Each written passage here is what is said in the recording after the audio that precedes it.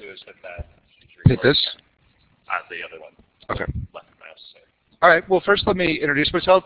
So my name is Bret, and I am an assistant professor in the Department of Life Sciences Communication, and also the environmental communication specialist for extension. So I focus on a lot of environmental behavior change initiatives in the state, protecting water resources, conserving energy, protecting, land for water quality and wildlife habitat. Prior to coming back into academia, I was also a market research manager in the technology industry. So I don't have a deep agricultural background by any means. I have worked both in the academic sector as well as in private industry, producing a lot of different kind of market research reports. So hopefully some of the insights I bring today will help inform that kind of activity in this context.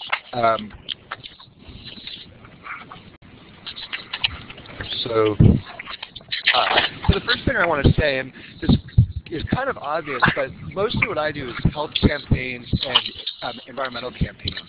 And there's a misunderstanding in a lot of educational fields that relate on behavior change. I'm not talking about knowledge acquisition, but that if you just give people information about why they should change their behavior, that they will go ahead and do that. But if anyone here has any issue, that they're working on, eating more vegetables, exercising more, it doesn't matter what it is in the environment, turning off your lights, that it's very rarely that information alone will be sufficient to change people's behaviors. And so partly what I'm talking about, as an educator, certainly I'm supportive of information, but on the other hand, partly what I'll be emphasizing here is that just giving some person some data about why they might want to change oftentimes is not enough. And so that's partly what we'll be talking about. So one of the things I would ask is, in communicating sustainability assessment results, what is your real objective of this activity?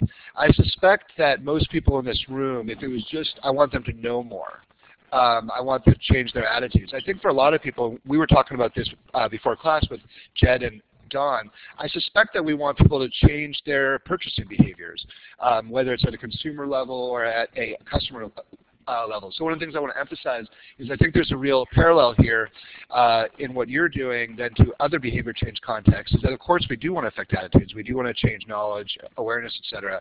But at the end of the day, we usually are trying to seek some kind of behavior change. I also want to ask, before you ask, what's the best way to report sustainability assessment results, who is the audience for that report? I mean, what Jed had shared with us, that consumers and that customers are probably someone that you're interested in, but I suspect there also might be others as well, regulators, policymakers, county board members, extension agents. And so whenever you're doing a report, it's essential in any kind of outreach campaign not to see the world through your own eyes, but to try and perceive it through the eyes of the person that you're creating materials for. So what we're emphasizing here is, there might be any number of audiences. Sometimes you can write one report that satisfies a variety of different interests, but sometimes you actually need to customize a report to reach people most effectively. So what I'm going to do is, some of this is sort of basic report writing 101, but it's still pretty important. Academics, and again, I'm an academic, so I can say this, oftentimes, and I also worked in PR and media relations for many years as well, is that the results of a report should actually tell a story of some sort. Like, what's the big picture idea that you want to communicate here? You're not just handing someone like a big histogram or tables of information is not sufficient. And something you also want to do, and I used to write reports both on a consulting basis as well as a market research manager, where I might spend 3 months on a report, and the unfortunate fact of the matter is probably 3 people would read the whole thing from front to back. What a lot of people would really focus on is that executive summary up front, and then they'd kind of walk through the report and kind of pick and choose information that they want to see, maybe highlights and that kind of thing. So having that executive summary or report up front is really essential to be really strong, because this is the thing that people are going to kind of walk away with, kind of take-home messages. Like I said before, focus on the interests of your readers I mean, you can intersect your own interest with theirs, but it's really important that what do they want to see? Why should they care about what I'm writing about and the data that I'm sharing with them? I'll show you some examples about emphasizing the most important information, but you don't want them to get lost in minutia. You want them to walk away with certain kind of take-home messages. I'll show you some examples of that. And then, like I said, put an executive summary or intro at the beginning. I teach a campaigns class, and we'll get students. It seems kind of like common sense, so we'll put the executive summary at the back. And you're like, it seems kind of obvious, but whatever you want people to know up front, assume you have 60 to 90 seconds of their time, and if they read nothing else, that's what you put right up front in that executive summary. So what are some of the different ways? And we were talking about, the information that Paul Mitchell shared last week is very quantitative, and it looks very substantial and like very valuable information. But it sounds to me like you're also learning about how to use qualitative information, case study information, that kind of thing. And one of the things you want to do when you're writing about data in a report is a lot of times having quotes that kind of bring a certain issue to life can be a really important thing for people. In fact, I'll share with you a little bit later, but people are much more prone to listen to stories, to human stories, than they are to kind of compare charts on a histogram. So how can we take advantage of people's desire to learn in a narrative fashion while also sharing with them, substantial data, like some of the kinds that you're collecting and Paul was talking about last week. So that's what these kind of pull quotes. And there's different ways of doing this. But the idea too, and we like to think the reports are all about substance, but the denser that a report is without kind of breaks in the visual communication, the less likely they are to actually read it. So it serves like a strategic purpose in terms of kind of conveying what's the main point here, but it also kind of helps break up the monotony of dense text as well. Data highlights, same idea, is that if you have someone that this community or this farmer or producer is doing really fantastically with water conservation or something like that, like what's again, getting that data right out front so people go, oh, that's of interest to me.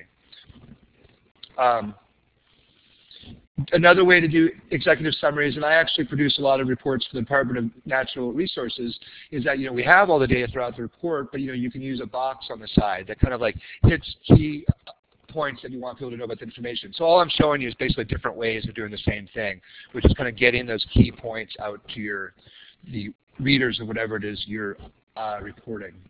I'll talk a little bit about how to use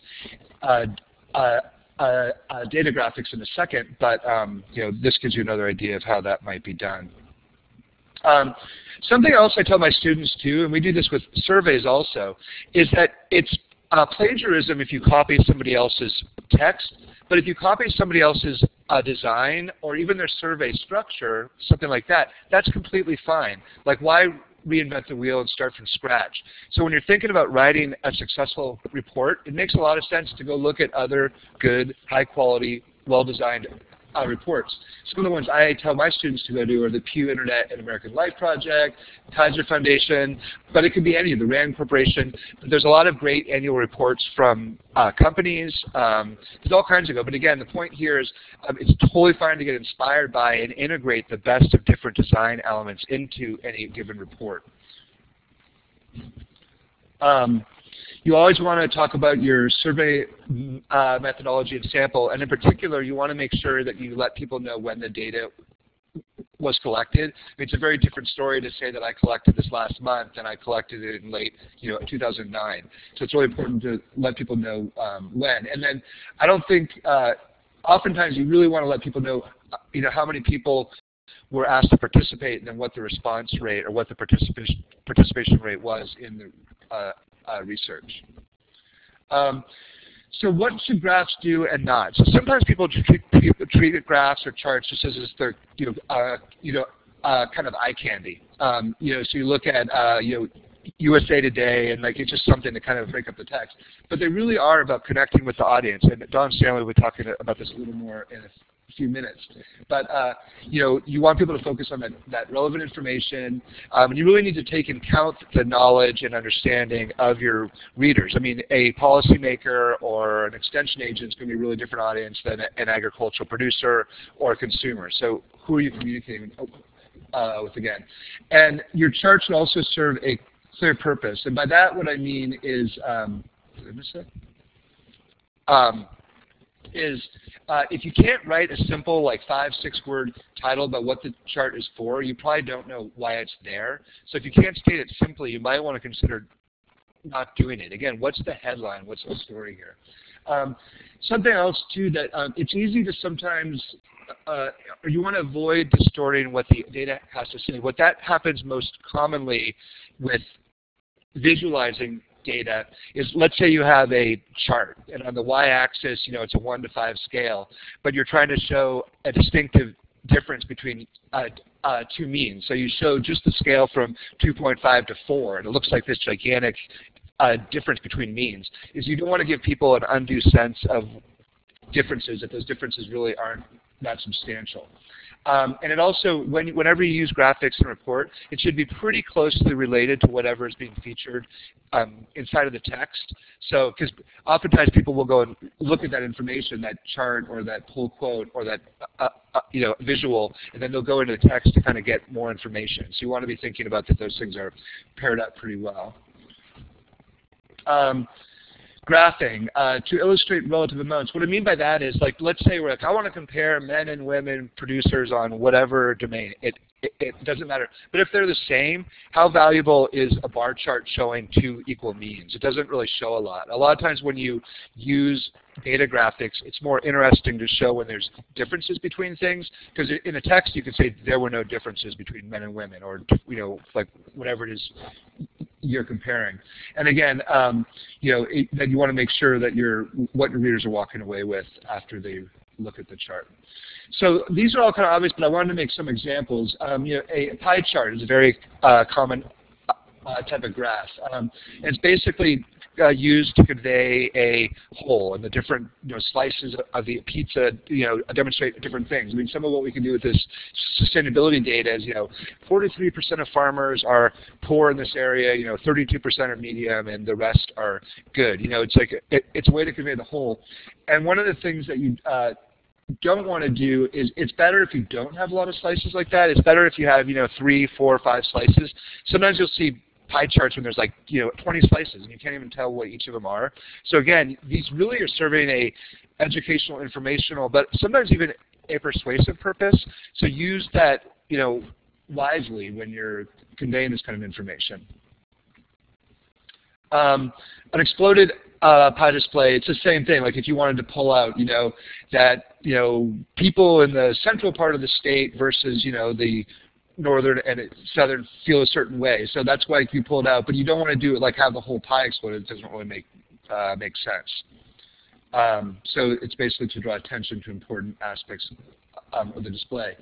This is, I think, the way that basically the data from the principal components analysis was listed, is basically a histogram or a bar chart, which is often used for comparing some kind of mean or some kind of number. So I think this could be used all over the case. It can be used to compare, me as a farmer against the farmer next door, or me as a farmer against all farmers in general, or whatever the case might be. But these are basically used for just showing comparisons in a report.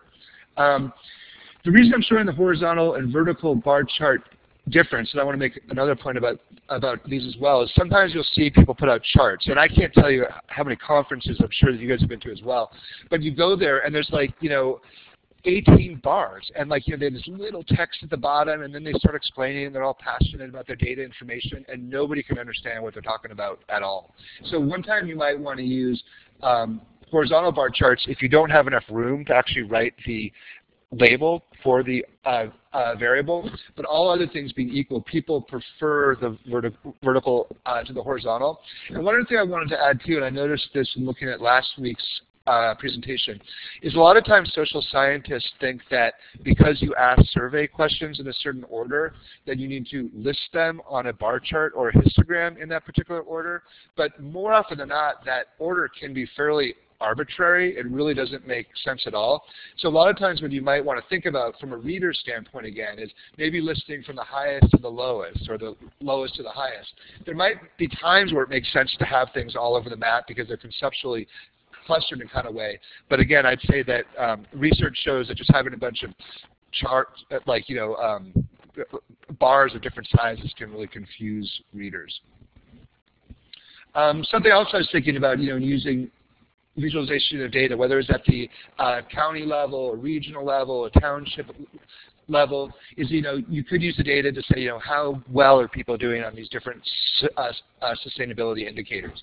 So just trying to give you some different ideas here of how you might use sustainability assessment information. This is a USA Today thing. This might be something more for a newsletter or something that's for a mass audience. But could you use visuals that convey, an agricultural theme that would kind of draw people into a graph? Maybe something to consider. So I just have a couple more things I want to talk about before passing it on to Don. And that is, there's this idea that, information might be necessary, but it's usually not sufficient to change people's behavior in any given domain. I'm not saying it's never the case, but it often isn't the case. So one of the big things you want to be thinking about when presenting information to producers and consumers is that we look to others to guide our basic behaviors. And even when people say that that's not the case, typically if you look at statistically, it is the case. So how might we use norms in presenting sustainability data to get people to want to adopt some new sustainability practice, to buy more sustainable foods, that kind of thing. So again, the idea behind norms is there's two basic things here. One is you want people to almost feel like, to internalize the norm, that good people, good producers, good consumers do this kind of thing. So that's one part of having a norm.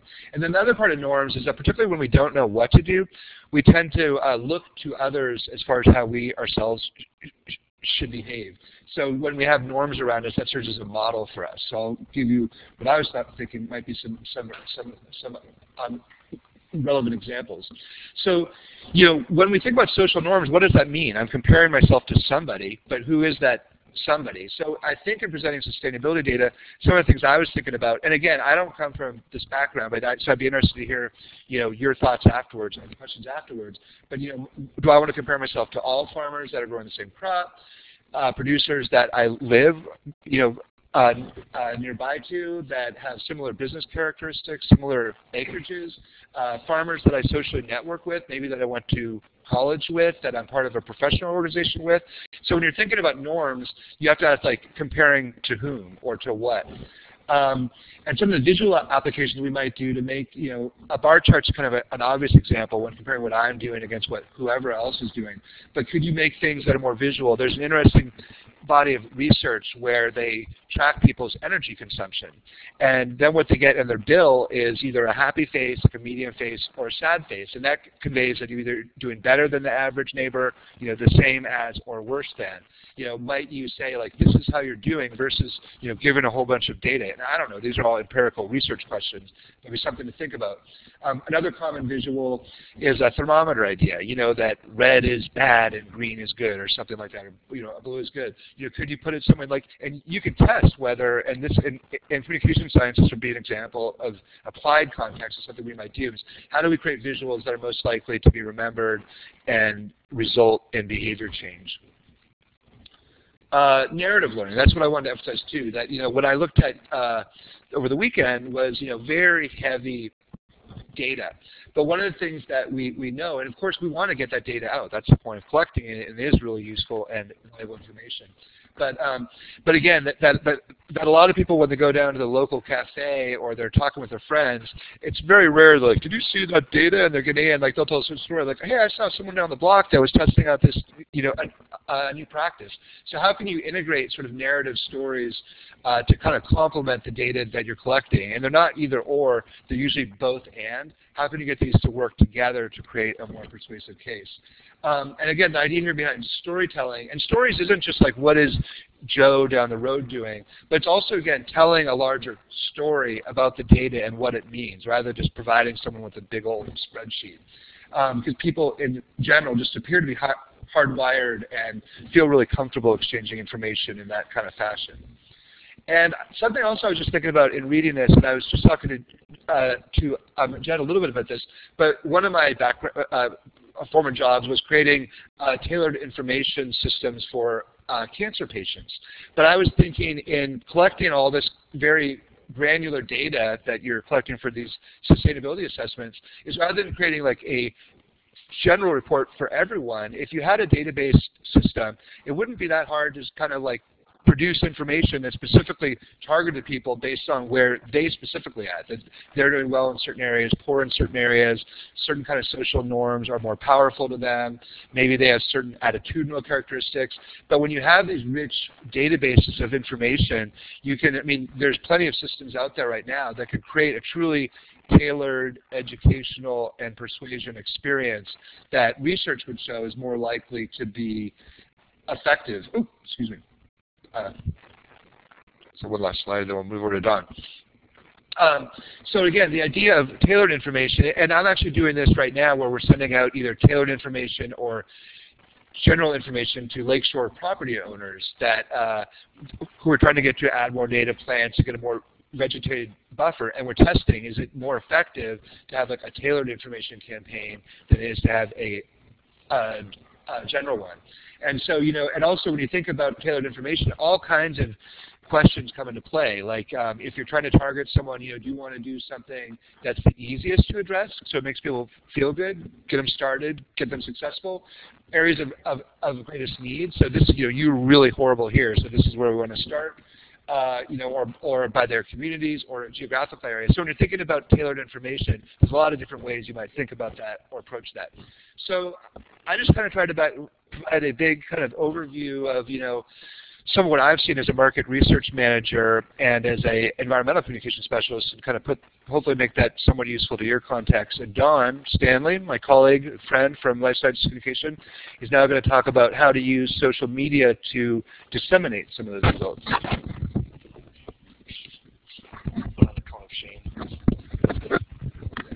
All right. Give you a quick background on myself. My name is Don Stanley, and I teach in the Department of Life Sciences Communications. I teach a lot of digital marketing courses, which includes web design, social media marketing, content marketing classes, and in addition to that, I've owned a business where I do that for the last 15 years, which is much longer than it feels like.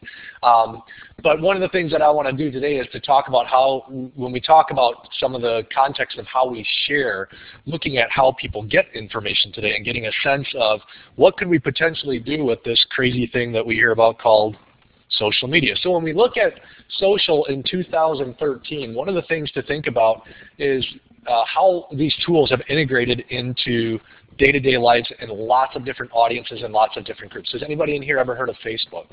Anyone? Anyone? Twitter? YouTube? And one of the things that's so important to pay attention to, that's really interesting to me, is how these have gone from being fringe tools to tools that almost everybody uses. So not many people realize that Facebook just turned 9 years old. You think about how quickly that technology has been adopted by so many people and so many different demographics all over the world. So it was originally just those crazy college kids who were talking about their personal lives are using it, and now there's this movement of teens to get off of Facebook because everybody's on Facebook and they don't want to be on with their parents, grandparents, etc. And so we look at these different tools and what we mean by social and looking at all of the different options for people to interact. And what Bret was just saying and talking about tailoring is really what you need to think about, is what messages you have and where you're going to share those messages in terms of where your audiences are going to be. And there isn't one set social media strategy. Social depends on, again, who your audience is and where they interact. So one of the things that we want to look at is that social media is a huge part of people's lives today. Does anybody know people who use social media? Of course, you know, and you can go into virtually any audience now, and I do consulting with groups all over the country. Does not matter the organization, the age range, there are people who are using these tools. So when we look at it, these tools have essentially become the way that we connect with one another. And these connections can be professional, they can be to customers, they can be to consumers, and they can be to peers. So when we look at how these tools can be used, one of the things that you want to think about is a lot of people think about, well, the reports. Well, how can you disseminate pieces of reports? Has anybody seen infographics at all? And anything on social media, infographics about, whatever it is, these images, beautiful images with all kinds of stats on them that are laid out visually. Well, one of the reasons that those are so popular is because people are able to share those quickly in LinkedIn, Twitter, Facebook, and the prime social media tools, as well as YouTube. So when we look at social and how it's used, one of the important things to look at is how it's being used and who is using it. This is from Edison Research, and what you'll see is from 2008, speaking of charts, 2008 to 2012, look at the percentage of people who use social networks multiple times per day. So multiple times per day. So this is what people used to do, just turning on a television, or in the real old days where people would get newspapers and look at newspapers. There used to be believe it or not, there used to be a morning edition of a newspaper and an afternoon edition of a newspaper in some places. Really imagine that. This has replaced that. So this is kind of I'm just going to go in and check in and think about how you use social. How often do you stop to look at your social networks if you're using them at all? And social can include things like forums. It doesn't necessarily need to be Facebook or Twitter or LinkedIn. It can be any type of digital technology that you might use, email, Instagram, etc. So the point being that these tools, again, have gone from being kind of this younger, crazier, hipper group is using them to now there's a lot of integration in terms of lots of people's day-to-day lives in terms of how they're interacting with them. So Facebook is probably one you guys heard of, and one of the things that is important to pay attention to as we look at some of these numbers is just how ingrained these tools have become. So there are little over a billion accounts on Facebook, with 618 million of those accounts are active or used every day. So of those 1 billion accounts, and then you have to remember that there are certain countries where Facebook is not allowed. So China, which is a fairly populous country, right? It is not allowed in China. You can't use Facebook in China. So you think about the mass sharing that happens at a place like Facebook. It really is the water cooler, so to speak, for people to go and to interact. And we often think about how we alone use the tools, but one of the things you want to think about when you start profiling some of the customer and consumer groups, whichever ones you're going to share the data with, is how do they use these tools? What are they using them for? And how might you be able to share some of this content? When you look at the number of daily accesses, 680 million times Facebook is accessed via a mobile device per day. So people are accessing this content on the road, on the fly. So it isn't, again, just people sitting in front of a computer, but maybe you send an interesting stat about one of the reports, and it's a tweetable stat, and people start tweeting it, and then somebody shares it on Facebook. I'm sure everybody in here has seen at one point the same thing on Facebook at different points throughout the day, the same quote or the same picture of something or the same story. And part of that is that people see these things and interact with them at different points in the day. And because we have mobile devices, the smartphones, the iPads, the tablets, etc., people share that content a lot. The average person has 141 friends on Facebook. And part of the reason that's important, has anybody ever heard of the 6 degrees of Kevin Bacon? You guys ever hear that? Now what they're saying is that it's actually no longer the 6 degrees of Kevin Bacon, meaning we're all separated by 6 degrees to connecting somehow with Kevin Bacon. But it's now called the 4 degrees of Facebook. So this is something that's really interesting when you look at, there's a theory called the strength of weak ties that shows how information is disseminated and how content is shared and how content changes people's actions. And one of the things that we know is that when we share with our network, content gets amplified more than at that 1 to 141 ratio. Because if I share it, and say 4 of you share it in this group, and you each have 141 friends, and you share it within your network, think of the exponential amplification of that content for the content to get shared. So it's really cool when you think about it, instead of somebody having to have a physical report and reading a report, how much social can amplify content when you're looking at how it gets shared. Each day on Facebook, there's about 2.8 billion likes of content. And so has anybody done that? Used Facebook and liked something? Is there anybody who hasn't? This is probably a better question. But the idea, again, what's the value of that? It shows some form of social proof that to your community you think something is of value. So finding people who might, again, be in your core customer or consumer groups and working to find content that would be stuff that they would either share or like. The average person, by the way, spends about 8 hours per month on Facebook, which really, if you think about it, some people are like, wow, that's kind of a lot, especially with the other older audiences I present with. But then I'll say, how many hours per day do people watch television on average in the United States? Anybody know?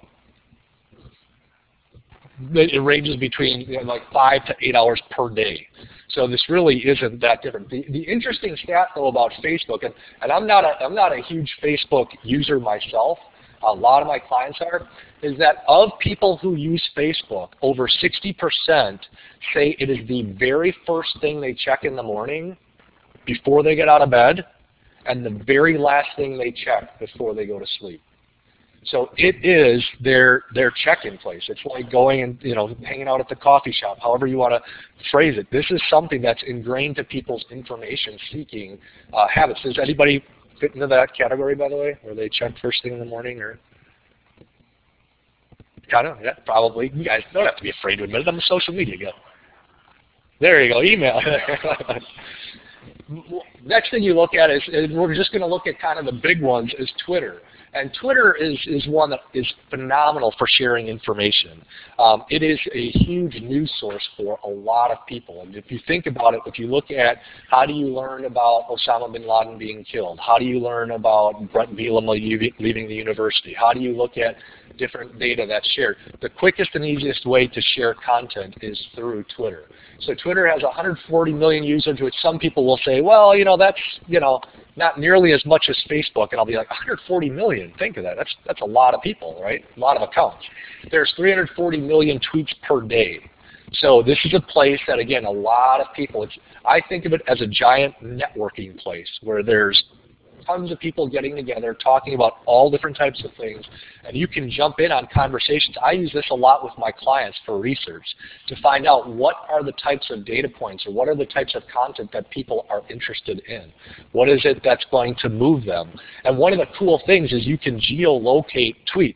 So as a quick example that I give a lot of people, has anybody ever heard of Starbucks? Yeah, okay. So my business, we did consulting work with Starbucks, and one of the things that we were trying to do is to help identify when you have storefronts, new storefronts that open in areas that don't have a lot of frontage, meaning lots of traffic going past, how do you promote those, especially when the townships or the counties that you're in limit the size of the physical signs you can put in front of the store? Well, one of the things we did is within 10-mile radiuses of each of these stores, we set up what we call listening posts. And so anytime anybody mentioned coffee, anytime anybody mentioned the need for a pick-me-up, anytime people mentioned the need for caffeine, we could see how often that was happening. And then we could also see what accounts those were coming from. So we could see in this area, do people talk about this a lot? Is it a product or service or something that people would be interested in? And what we were able to do is we were able to make connections and find who was tweeting about coffee a lot, who had decent numbers of followers, and then what would we do? We would tweet out to them, hey, saw you need some need for a pick-me-up. Why don't you come into our location? It's at this place, and we'll give you a free cup of coffee. And what do you think they did if we did that? They retweeted it, right? So suddenly they're amplifying to their audience. So when you start to look for, are there certain data points or certain things that are meaningful to the consumer groups and to the customer groups, are there ways that you could find people who are talking a lot about it, people who are the influencers, and then share that content with them in some meaningful way with the idea that they share that content as well. So when we look at the access of mobile, and mobile is one of the important things to realize is how people are looking at this content on the go. And that's where when Bret was talking about things like pull quotes and sidebars and digestible bits of content, it's really important to think about those because people are accessing this content more and more on the go. And one quick question, is there anybody in here who is information underloaded? Anyone? Anyone have too much time on their hands where they can go through a long report like what you might be creating? Anyone? Now, that's the same for everyone else, right? So the more concise we can give, the more we can pull people initially into, and again, thinking about what we want them to do. Do we want them to have stuff that they can retweet? Do we, so maybe you create a digital report, and we've done this with some clients where we create a PDF version of the report, and as they're reading through and there's a pull quote, we make that actually clickable where they can click on the digital report and it says, tweet this stat. And it'll tweet the stat out with a link back to the report. So there's lots of interesting ways you can do it. 40% of people who use Twitter just listen. So like I was saying, it's a phenomenal research tool for finding out what people are talking about. 10 years ago, if I would have gone to a lot of my private clients and said, I can give you this huge mass of data where people are talking honestly and openly and frequently about things that matter to them, and we can narrow down to the people who you might want to connect with, and you can know exactly what they talk about and how they talk about it and what they talk about. They'd have said, oh, that's going to be a really expensive focus group, is what they would have said. They would have said, if you could get me that data, I guarantee you companies would have spent $10,000 to $50,000 per month for that kind of data. But now, because it's free, people don't think of it that way, but that's essentially what social is. So it's a great listening tool.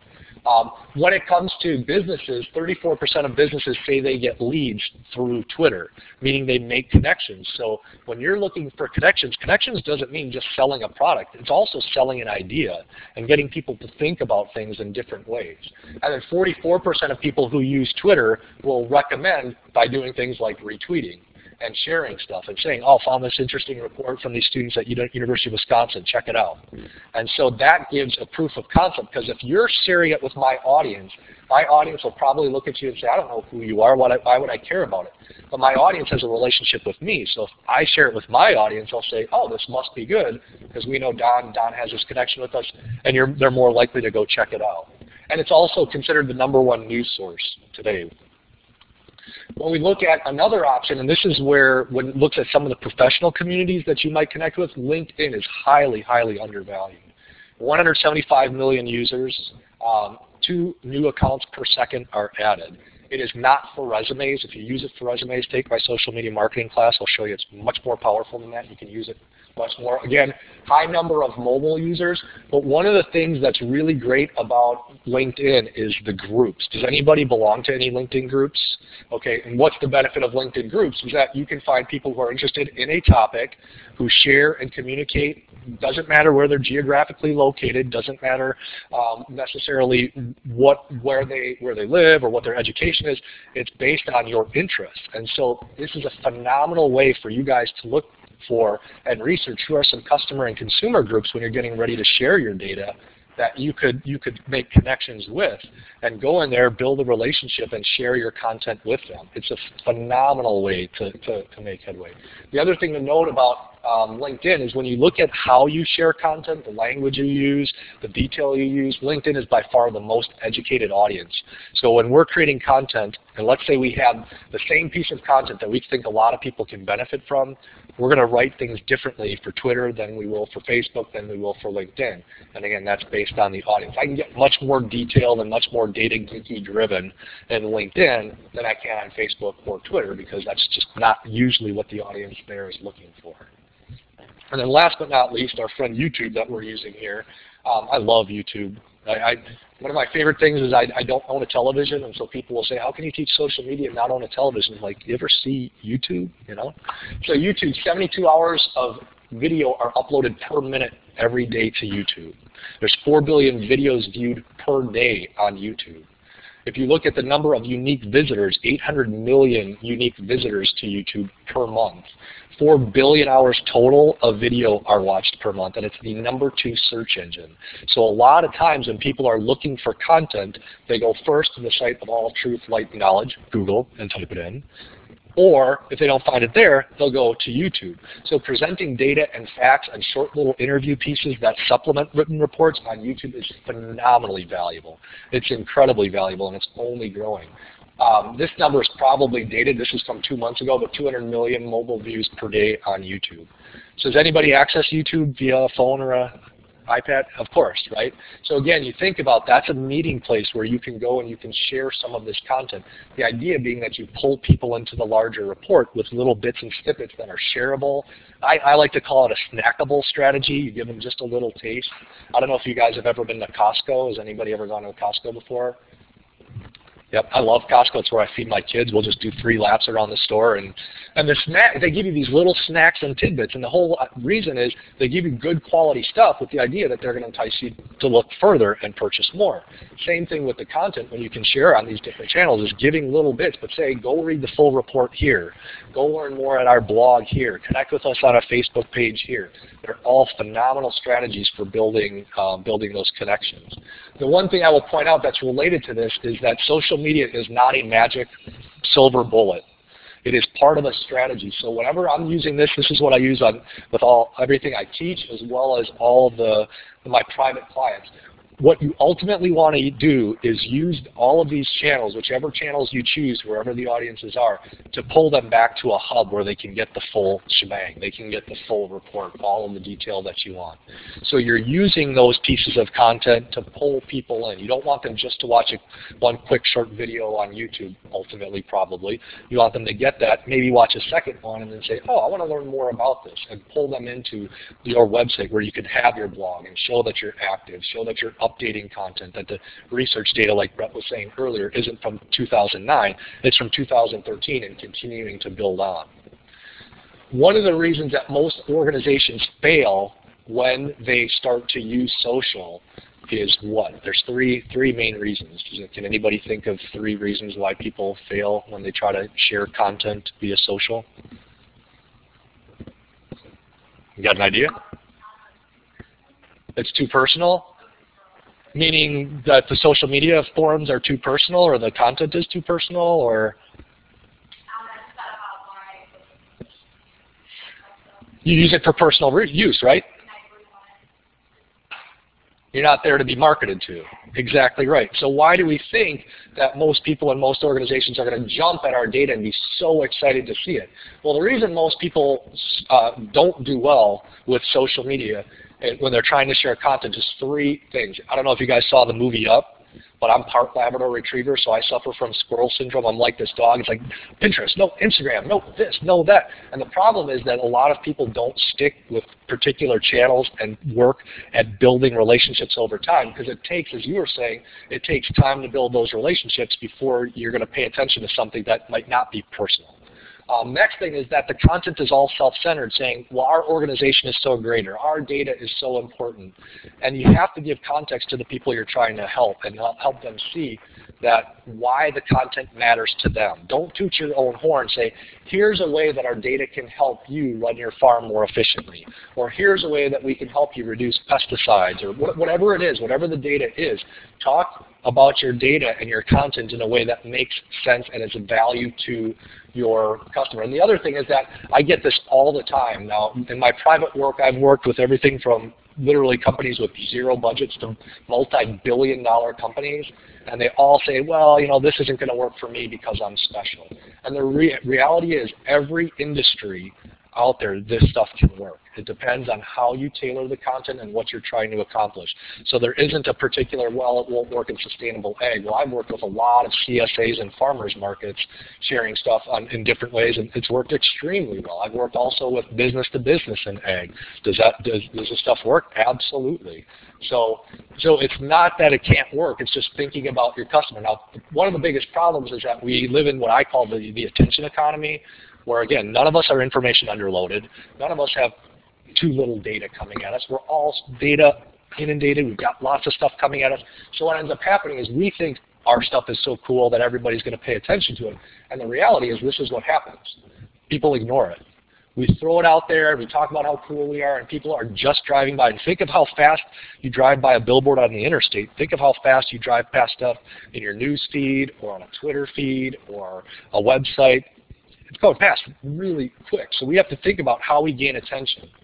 One of my all-time favorite quotes, words to live by, wisdom to live by, this was spoken over 2,000 years ago by Cicero.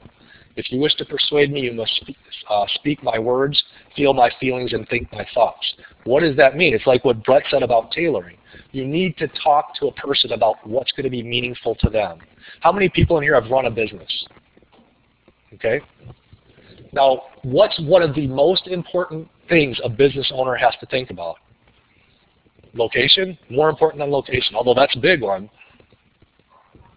about it. Profitability. Can I make money? Because I could have the greatest idea in the world, but if I can't make money, I can't pay for my building, I can't pay for my products, I can't pay the people who work for me. So when you start thinking about, what are their concerns, it's not that they're necessarily money hungry, it's that, that's a context that's different than what you guys might be looking at things from. So when you start looking at how can this help them run their business more efficiently, what are some things that can help them realize a benefit, and thinking of framing your data around what the value is to them. I think that's incredibly important for you to think about, because I do a lot of pro bono work. One of the classes I teach is social media for social change. So we talk all about how nonprofit organizations can leverage social. But the reality is, if that's all I did for my client work was pro bono work, you know what I would have? A hobby.